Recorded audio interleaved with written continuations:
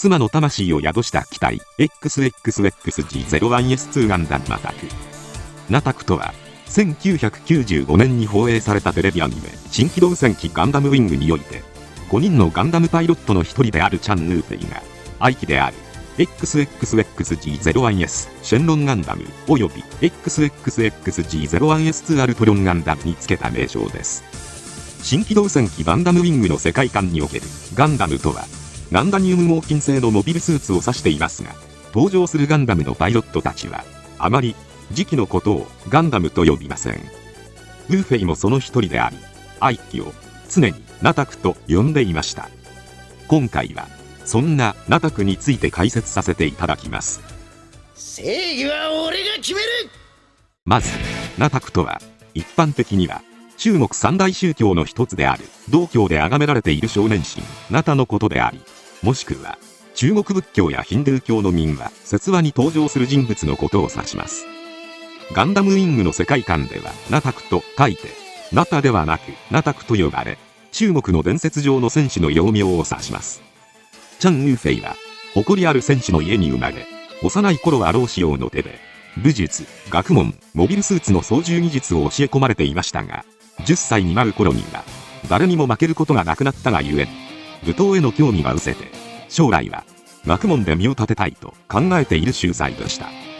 また個人主義者であり、争いや正義といった類の事柄に対し冷めた考えを持っていました。そんな中、アフターコロニー194年14歳のウーフェイのもとにチャン家の宗筋にあたるロン一族から縁談の話が持ち上がります。ロン一族とはかつてユーラシア最強と恐れられた武闘集団でしたが、その強さゆえに故郷である中国の大地を追われ、建造して100年も経つほど老朽化の激しい A0206 コロニーへ追いやられていた一族です。ロン一族を率いるロンタウヤーには長女ロンフーティエと次女ロンネイランという2人の娘がいましたが、ロン一族の掟として一族を率いる者の子に男子がいない場合は婿養子を取る必要がありました。そんな中で同じ A0206 コロニーではかつてトールギスを開発した科学者の一人である老子王が当時の設計図をもとにトールギスシロンを完成させていました。トールギスシロンは全身を濃紺にカラーリングされた機体であり、頭部は利用と変わりませんが元のトールギスと同等の性能を誇っています。しかしその驚異的な性能がゆえにロン一族の中でもロンタウヤーしか殺人的な加速 G に耐えられなかったので、老子王はタウヤーの身体データを調査した結果、ウーフェイを婿養子に推薦しました。こうしてチャン・ウーフェイと同じく14歳のロンネイランの結婚の儀礼が執り行われましたが、一族最強の戦士として誇りを持つメイランは自らを最強の戦士ナタクと呼び武術に努める一方で、武力を避け一面の花畑で天文学書などを読むことが至福と考えるウーフェイは反発し合っていました。その後ロン一族を脅威と考える連合軍が A0206 コロニーの廃棄と同時にロン一族を滅ぼすため細菌兵器を使用する計画を立てます。メイランはトールギスシロンで、ウーフェイは未完成のシェンロンガンダムで出撃し、なんとか窮地を脱しましたが、最終的にメイランは花畑で息を引き取りました。こうして妻ロンネイランの死をきっかけとして、ウーフェイは正義のために、そして狂った時代を終わらせるために戦いに身を投じる決意をしました。正義を貫くには覚悟と強さが必要だ。ナタク、お前にはそれがあった。シェンロンガンダム開発当初、ウーフェイは皮肉を込めてクズ鉄と呼んでいましたが、老子王から名前の案を聞かれてシェンロンと命名しました。しかしウーフェイがメイランの死をきっかけにシェンロンに乗ることを決意して以降は、メイランが守ったシェンロンにはメイランの魂が宿っていると考え、メイランの呼称であるナタクと呼ぶようになりました。シェンロンガンダムは機体駆動システムを専門とする老子王によって製作されたことから、中国武術の体さばきを再現できるほどの繊細な関節可動域を持っており、接近戦に優れた運動性能を持つ機体です。そのため近距離中距離に特化した武装を装備しています。また両肩アーマー前面にはレンズ状のファイティングサイトが設置されており、戦闘中の情報収集も可能となっています。最も特徴的なのが右腕に装備されているドラゴンハングです。ドラゴンハングは上下に開閉する鋭利なクローとモビルスーツの装甲も溶解する火炎放射器ドラゴンハングファイヤーを備えたマルチプルウェポンです。装備している右腕はショルダーアーマー内に延長アームが格納されているため伸縮可能で遠い間合いの敵もドラゴンハングの餌食にすることができます。ドラゴンハング以外ではなぎなた状の武器ビームグレイブを持ちます。軽量でしなりが効き複数の敵をなぎ払ったり打突による攻撃が可能です。左腕には円盤形状のシールドを装備しており接近戦での取り回しを想定した構造になっているので小型軽量で各種攻撃を弾くほか鋭利な縁をブレード代わりにして攻撃に使用することも可能とされています。近距離戦に強力な反面その他の射撃兵装は東部バルカン砲のみとなっています。漫画新機動戦機ガンダムウィングエンドレスワルツ敗者たちの栄光に登場するシェンロンガンダムエンドレスワルツ版では右腕の伸縮機構をなくしたほかビームグレイブの代わりにビームトライデントが装備されています。三つ股に分かれているので突き刺しの範囲が拡大しています。さらに新設定されたオリジナル武装としてタウヤーを装備しています。これは青竜刀のような形状をした実体験であり通常はバックパックにマウントされています。巻き取り式のケーブルでシェンロンシールドとつながっているので投擲しても再回収できるようになっています。劇中ではリオを一刀両断するほど強力でケーブルを活用することで敵機にタウヤーを投擲して突き刺した状態で敵機ごと振り回すなどの使い方をしている兵装です。弱い奴が戦うな。シェンロンガンダムは劇中では揚子港の火口に降下した後連合軍の空母や軍需施設を破壊しアフリカビクトリア湖基地を襲撃しました。圧倒的な強さで戦いを繰り広げていたウーフェイですがその後のニューエドワーズ戦ではトレーズクシュリナーラを追撃し剣での決闘に敗北して一時的に戦意を喪失します。しかし己の弱さに向き合いながら戦うサリーポーとの出会いから戦意を取り戻しました。ウーフェイはコロニー住民たちをオズの怪獣作から目を覚まさせるため HLV を使い宇宙へ行きます。しかしウーフェイにはシェンロンの装備を宇宙用にする用意はありませんでした。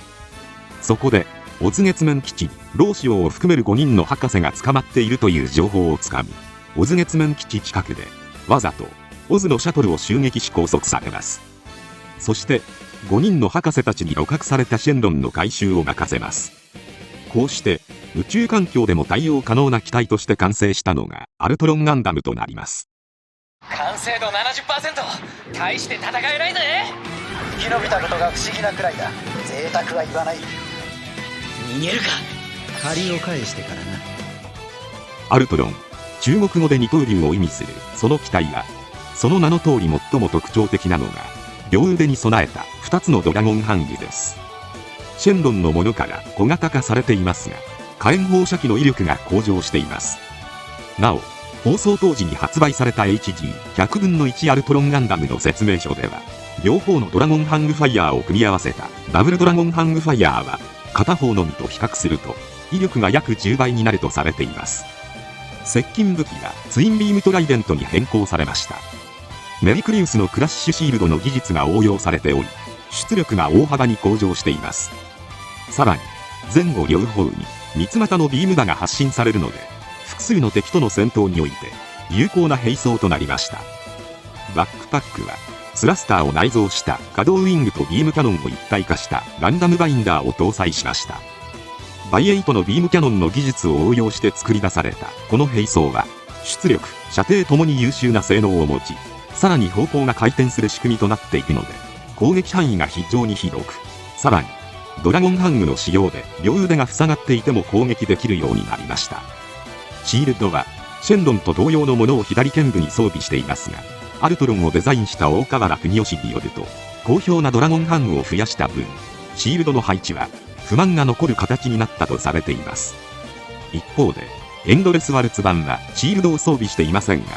ドラゴンハングが大型化しており劇中ではウィングゼロのマシンキャノンを防ぐなど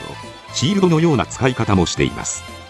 クローはテレビ版では上下に開閉する構造でしたが左右に開閉するようになっています。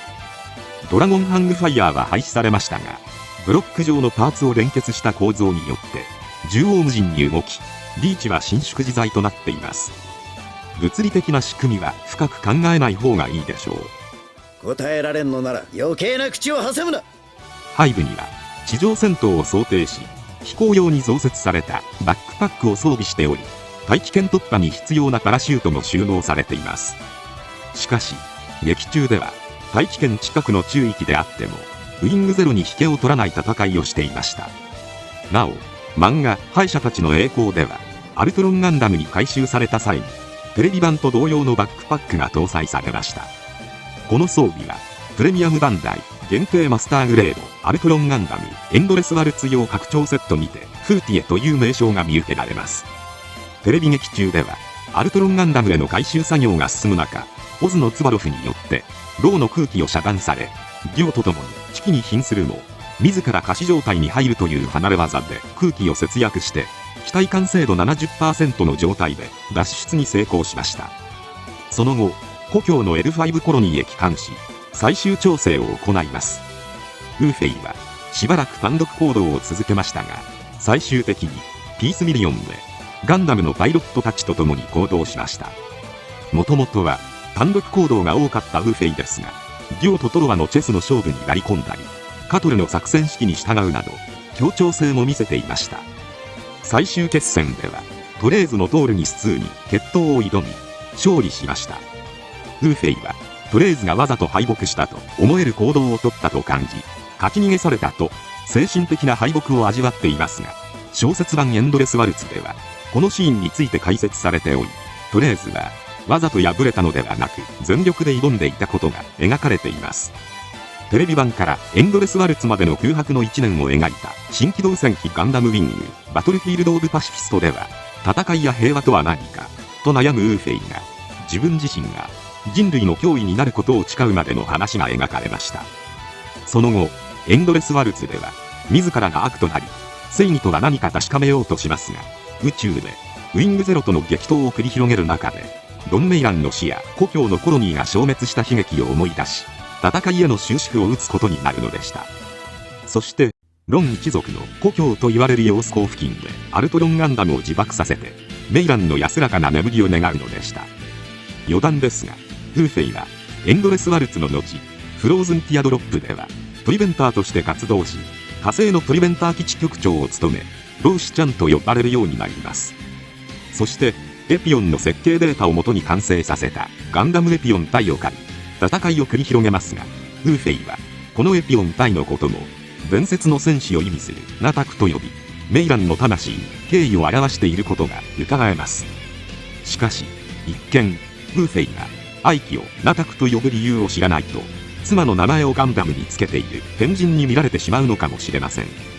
そのためか、エンドレスワルツ公開当時に発売されたアルトロンガンダムエンドレスワルツ版の HG100 分の1や144分の1では商品名がガンダムナタクとなっており、当時のスーパーロボット対戦シリーズではアルトロンガンダムカスタムやガンダムナタクという名称がばらついていましたが、現在はアルトロンガンダムで統一されています。俺は今初恋をしているナタクだというのは冗談に決まっているが、さすがウーフェイだ。ああ、普通あんなことを人前では言えない。おい、人の話は最後まで。ああ、自分のガンダムは可愛いですからね。でも恋までするか普通。ほら聞け、冗談だと言ってるだろうが。おい、頼むから聞いてくれ。おい、誰か話を聞いてるやつはいないのか。おい、冗談だと言ってるだろう。